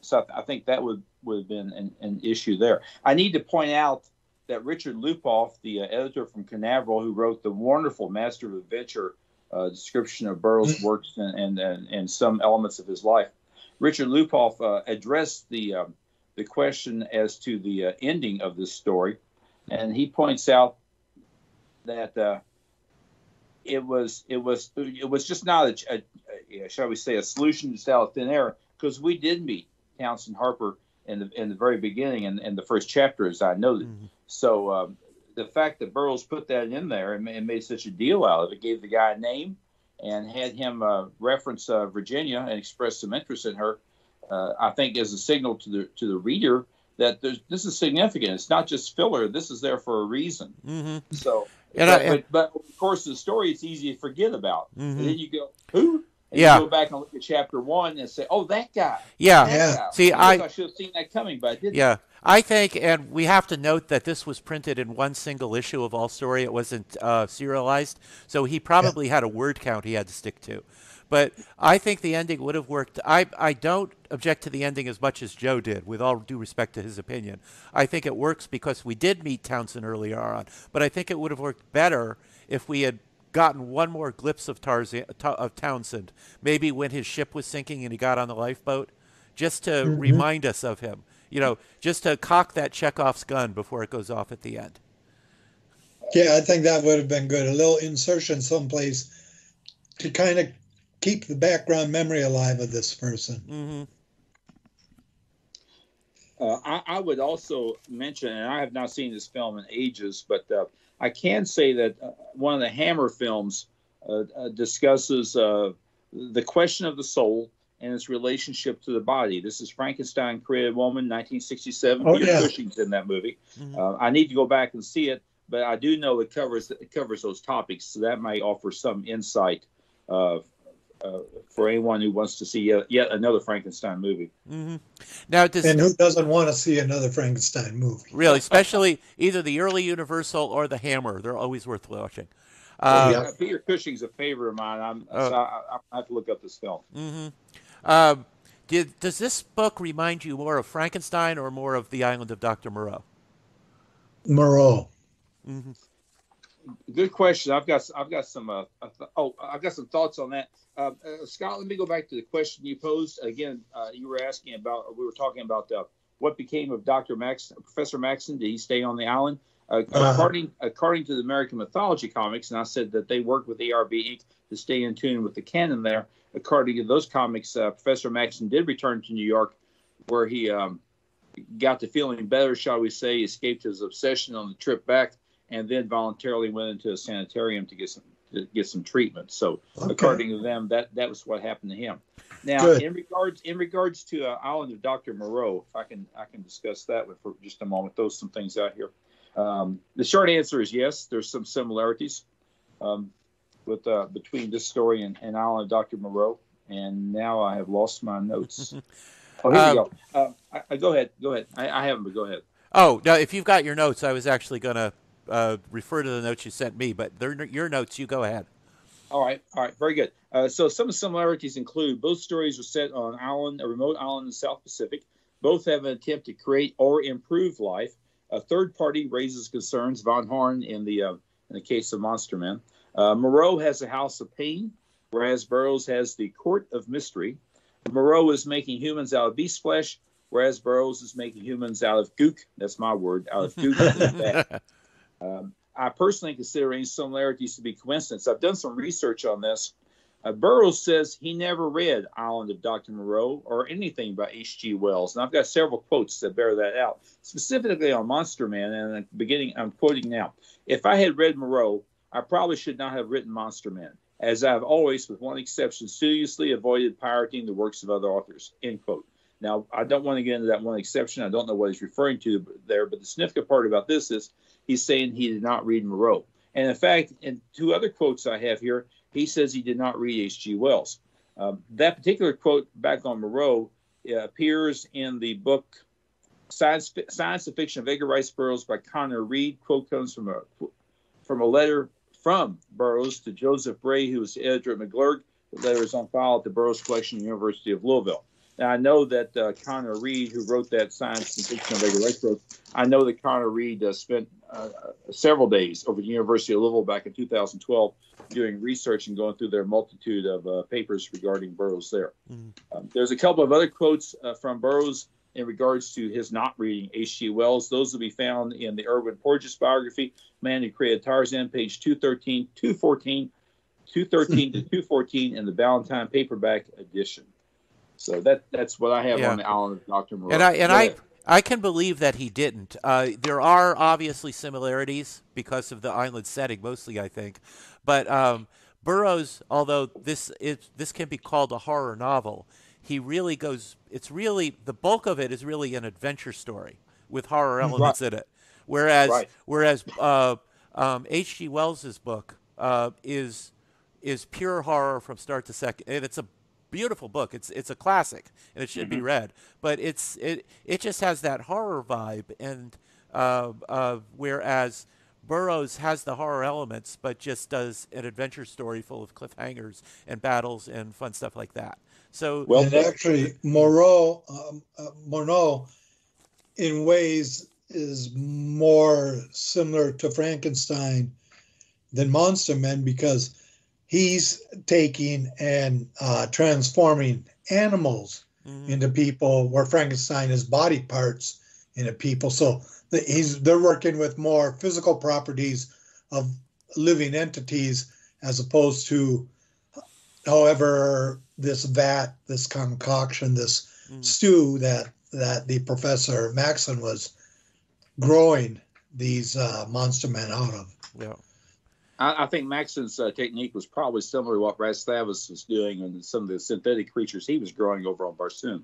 Yeah, I think if you could study their notes, if a scientist studied their notes, he would find they were going along parallel routes in their research. So, but there is kind of a similarity between Frankenstein and Monster Men in another sense, in that in both cases, we're given only the barest bones of how the creation of life is being done, without being given any details. Whereas in the Island of Dr. Moreau, we're told he's doing this horrific, painful surgery on the animals in his house of pain. So we're given a little more detail about the process. Whereas in both Frankenstein and Monster Men, it's basically just, I'm doing it by science, and we're not told anything else, and we don't really need to be told anything else. It's like watching a Star Trek episode. You just go along with what they give you and assume there's an explanation for it, but you don't need it. Yes, we don't need the made-up science. It's not necessary. We just know the guy's a brilliant scientist who's able to do this. Right. Just enjoy the story. Take it for what it is. And one of the beauties of science fiction is it asks the question of what if. What if this happened? Then how does that affect society? What do we do with it? Is it a good thing? Is it a bad thing? What kind of problems does it entail? What kind of solutions does it provide? What if? I think that's the first question that comes out of science fiction. And the beauty of science fiction is it enables us to discuss these things in, shall we say, a laboratory or in a contained environment that's more or less harmless, rather than actually seeing it unfold before us in real life. Yeah. And perhaps science fiction can give us some wisdom or some insight as to think ahead on these various questions, particularly these ethical questions here that we've brought up tonight, about these questions about how is that the proper thing to do? One of my favorite questions from systems analysis, which I will offer here: just because you can do something doesn't mean you should do it. Doesn't mean it's the right solution. So just because you can grow something in a vat or piece together body parts, shoot them with some lightning, and you've got a walking creature, doesn't mean that's the right thing to do. It does impose those ethical questions of who's going to provide the care and feeding of this thing if it doesn't work quite right. Is that suddenly a living creature? Someone ought to look over after to do it right. Yeah. And then who's responsible for its actions? Who's responsible for its education? For finding a place in society? So there's a number of things that come up. And science fiction allows us to explore those questions before it actually happens to us in real life. Yeah, it's one of the reasons that science fiction is such a valuable literary genre. It has that tension to it. It inspires us to step forward and go to the moon or whatever, which is good. But it also warns us about watching where we step. So. When we get to the moon, we might step on life and obliterate it. Yeah, exactly. And that kind of what you said reminded me of a line Jeff Goldblum had in Jurassic Park. You were so concerned with whether you could, you didn't ask about whether you should or not. Yeah, exactly. That's the Yeah. same question. Although I don't care how many times in the movies they escape, if they ever clone dinosaurs, I'm going right away to see them. So, Well, one of my favorite sayings, again from systems analysis, one of my favorite sayings is sometimes pioneers are the ones with the arrows in their back. So let the pioneers go first. We'll see if they survive. If they do, then I'll be right behind them. mm-hmm. So yeah, but it does talk about the nature of the soul, and I love what you said about being able to talk about it in kind of the laboratory of science fiction, so that we don't have to worry about, we can still have our own often deeply held beliefs about the soul and about God and all that, but we can talk about these issues in a safe place in context to a science fiction story, which I think is just a wonderful point you made, and I like that. Number 13, Bulan, is struggling over the idea of whether he has a soul because he believes he's created in a vat at this point, not a real human. But can he earn a soul by being in love with Virginia and by acting for her best benefits, by sacrificing himself for her? And what does having a soul do for us is a question at roll. Does it make us more noble? Does it rise us above the animals, and that we can make these self-sacrificial decisions that an animal isn't necessarily capable? And there's all these great discussions you can have that grow out of this story. Well said.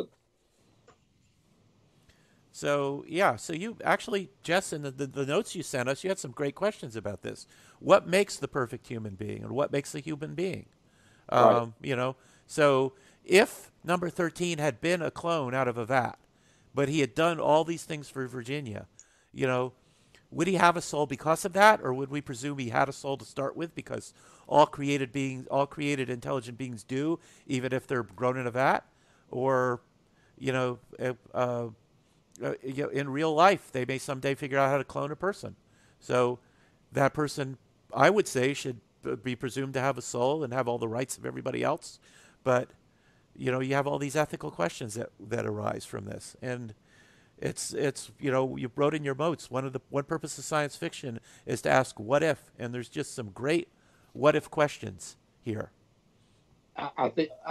Thank you. I think in some respects the soul is an abstract concept. You can't see it, feel it, touch it. Mm. It's not accessible via the five senses, as far as I know.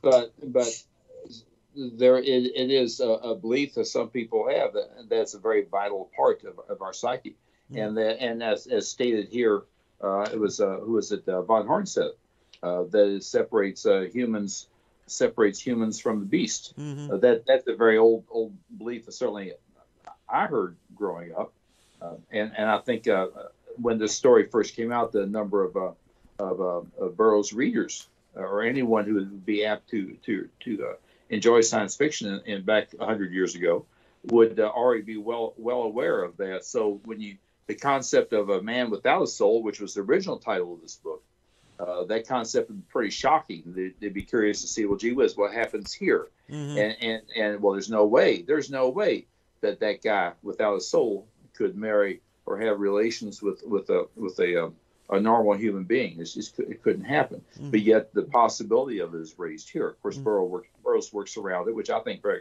very clever in his solution. But gee whiz, it could have been the real deal. I mean, it could have been could be the 13th experiment somehow worked. And then what do you do? So it's got us thinking about that. It's got us thinking about and discussing that possibility. Yeah. Now, it's been too long since I've read The Synthetic Men of Mars, but the main character in that has had his brain transplanted into an artificially created monster man for most of that novel, right? And the girl he's rescuing is aware of that, I believe? No, not until the story's end. Not until the story ends. She thinks they're two separate people. Oh, she develops affection. I want to say Bordage. I forget the name of the creature, the synthetic creature he's transferred into.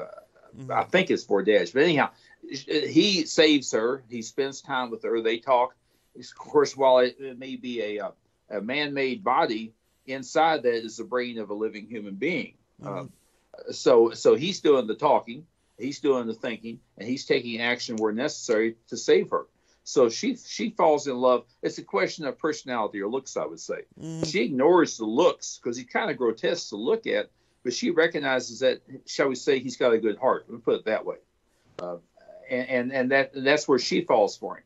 Then later on, I think it's possibly he's a little concerned that I forget how the story goes, but the question comes up was, well, gee whiz, when he gets his brain transplanted back, is she still going to care for him, even though he's a great-looking guy and very normal and a real human being?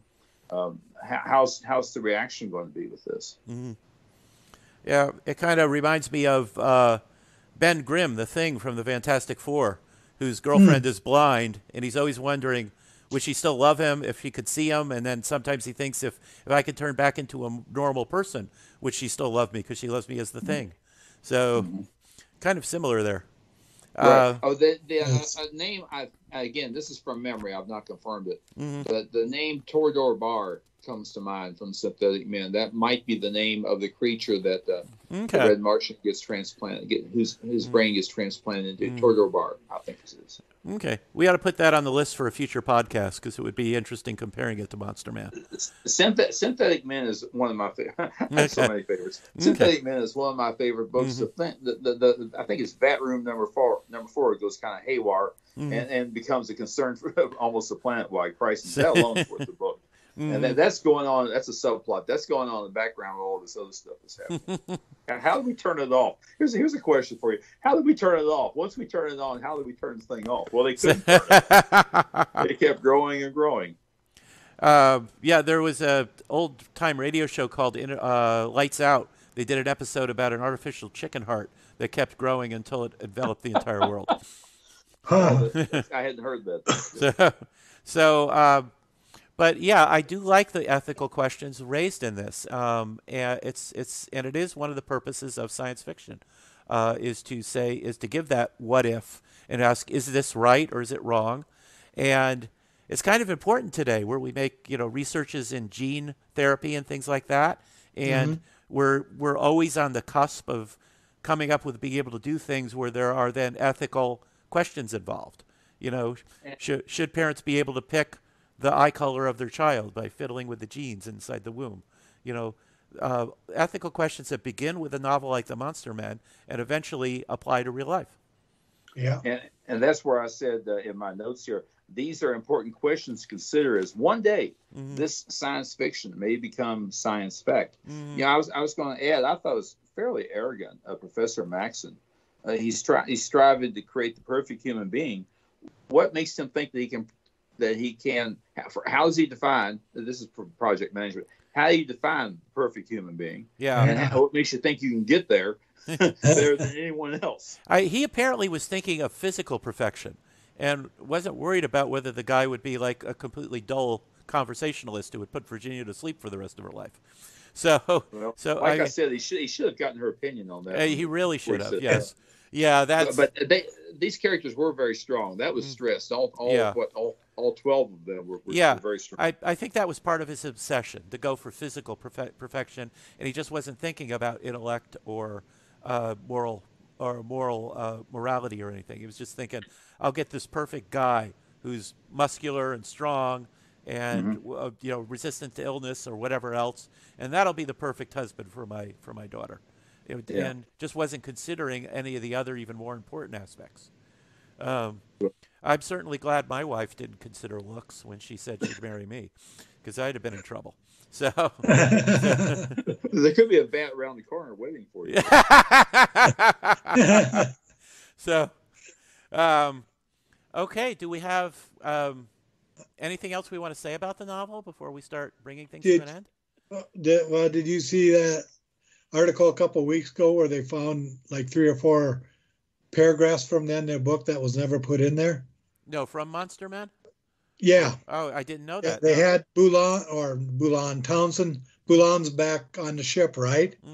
And he's sitting in his room on the edge of his bed and crosses his legs and looks at the bottom of his feet and goes, I had 2 souls all along. Okay, that's Sorry. Forgive me. That's a joke, right? Yeah. You had me going there. I thought that would be a newsflash. I had totally missed this. Some missing pages from Monster Man yeah. turned up. Burroughs usually had a little bit better sense of humor than that. So, well, I have something here slightly more serious. I was going to mention we've talked about American mythology. One or two sentences here. The ERB webcomics in one of their Tarzan strips has a character called Man Leopard, and he was the result of this is in the Edgar Rice Burroughs webcomics. Man Leopard was the result of experiments by a relative of Professor Maxson. I forget the young lady's exact relationship, but Professor Maxson's name comes up in that webcomic. I remember and that. Also, yeah. Right, and also, I have a copy of this someplace. I've not read it, but I could not find it. Tarzan and the Monster Men, where Tarzan encounters the nephew of Professor Maxson, the creator in the original Monster Men, and Tarzan battles a new generation of these monstrous creatures. This story was written by Donald Glut, Danny Bulandani, and Dave Stevens, edited by Russ Manning. Appears in Tarzan Weekly number 2 and number 3 from June 1977. Wow. That's a publication in the United Kingdom and in Europe, which you occasionally pops up on eBay. I have not read the story, but with Russ Manning involved, Donald Glut involved, I'm confident it's a very good story. That's exactly the sort of premise that Donald Glut would have just a ball with. He's good at that sort of thing. So, he is.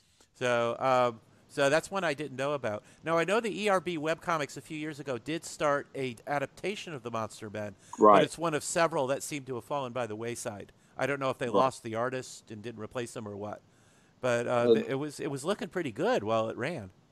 I agree with you, and it's tragic that has been on hold for so long.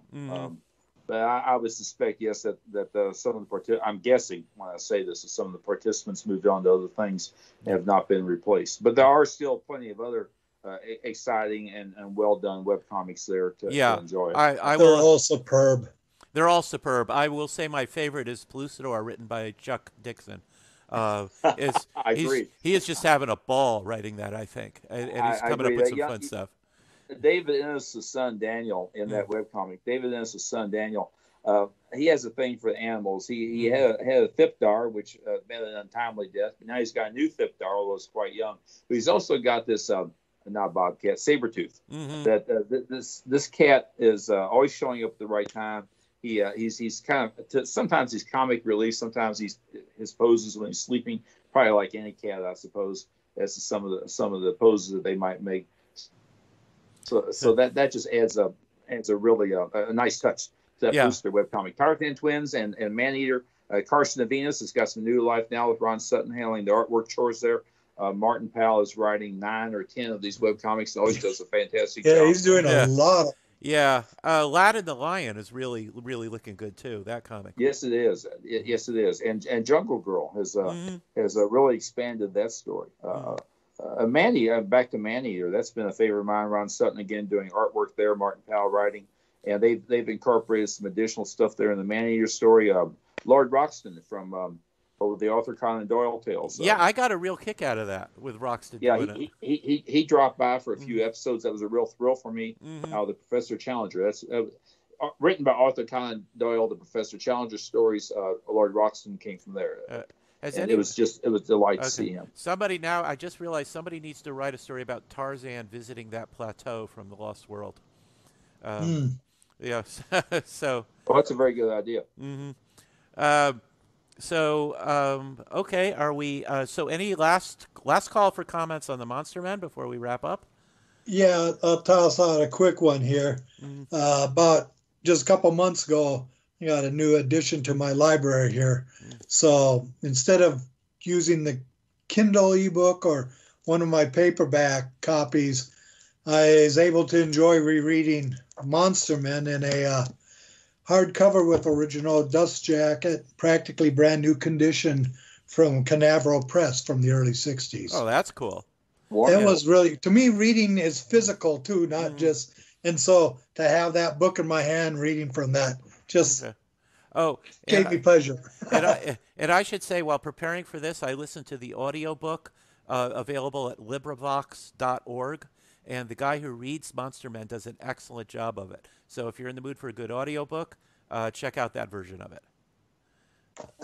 And in regards to Scott, your latest acquisition there, congratulations. That's the Canaveral edition. Take a look at Richard Lupoff's forward in there. That's where he, it's in that book, that's one I don't have that particular edition, but in that edition, that's where Lupoff mentions looking at page 4. If you feel shortchanged by the story, look at page 4, and he's referring to Townsend Harper's brief appearance there in chapter 1. No, his introduction isn't in this one. Oh, okay, perhaps it was a second edition then. Because this is it has Milan Blaine's artwork in it, but there's no.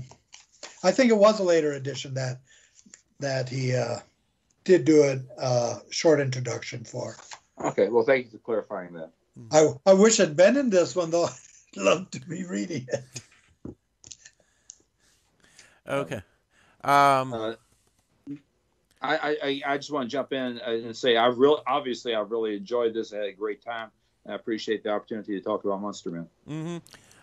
Now, for next time, I don't know if we decided for sure. We've talked about both reviewing the Edge of All Worlds, the new Carson of Venus book that's a part of the ERB universe, and we also talked about looking at the movie Tarzan's Desert Mystery. So do we want to decide now? Let people know what's coming up next? I'm good with either one, whichever one you guys like. Okay. Okay, well, I'll trade emails with you guys, and we'll figure out which one we want to do. But that's probably covers the next 2 podcasts. Okay. So we'll be looking at one of the new Edgar Rice Burroughs books that are approved by the Edgar Rice Burroughs Incorporated and are considered to be canon. So these are considered to be an official part of the Edgar Rice Burroughs universe. And, so far from what I've seen, they're doing an excellent job of respecting Burroughs' canon and introducing new adventures into it. So, and Tarzan Desert Misery is a Johnny Weissmuller movie, which is Tarzan versus Nazis and at one point a giant spider, right? Is that movie? That's a fun one. Yeah. So we'll figure out which one we'll do next. So that's whatever order we do them, that's probably going to be the next 2 podcasts. So until then, once again, my name is Tim Deforest. You can visit my blog at Comics, Old Time Radio, and other cool stuff, where you can find a link to my Amazon.com author page, and you're welcome to buy my books. Make me wealthy beyond the dreams of avarice. You guys want to plug anything before we sign off? Well, my name is Jess Terrell, and you will find me at my Facebook discussion group for the love of all things Edgar Rice Burroughs. Lola Pop and I are there talking Edgar Rice Burroughs all day and all night, and would love to have you join us. Scott? And this is Scott Stewart signing off. Appreciate all of you who are tuning in and listening to these podcasts. Appreciate that a lot. Okay, and we are recording this in August of 2020. If you also look at what we're recording recently, in addition to the full-length podcast I do with Jess and Scott, I'm currently going through Tarzan of the Apes in a series of mini podcasts analyzing the chapters one by one. And when you hear this or hear those, please don't hesitate to leave comments on either YouTube, where the video version is, or on any of the social media platforms we post this on, or on the ERB podcast blog, where you can find all of these. Because we really like to know what you think, what you'd like us to cover in the future, whether or not the chapter by chapter analysis I'm doing is worthwhile. All of that, we'd like to hear from you. So thank you all for listening, and we'll be back again soon.